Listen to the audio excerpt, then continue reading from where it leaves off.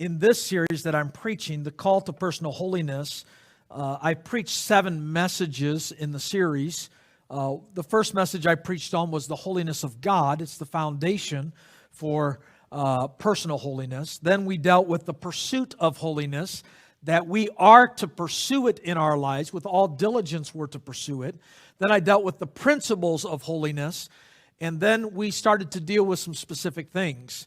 Holiness is a grand thing if all we do is talk about it in generalities. But the truth is we're to be holy as He is holy, and that gets real specific. And so we dealt with holy or profane, gambling, and lotteries. What does the Bible say about that? Is that something that is holy unto the Lord, or is that something that is profane? We've also dealt with, remember the Lord's Day, to keep it holy, and there's a lot of compromise on that front today in independent Baptist churches.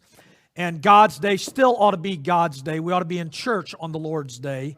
We ought to be faithful to God's house, and we dealt with that particular issue.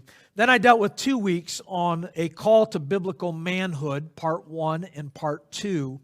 And tonight I want to deal with this thought, holy or profane, smoking and chewing tobacco.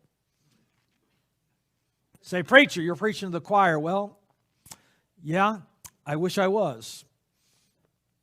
But did you know, again, there are people in independent Baptist churches today that purchase chewing tobacco and smoke cigarettes or pipes. A Southern gentleman approached his pastor one day following the Sunday morning preaching service and said, "Preacher," he said, "will my use of tobacco products keep me out of heaven?" The preacher thought a moment and replied, "No, sir, but it will get you there a lot quicker."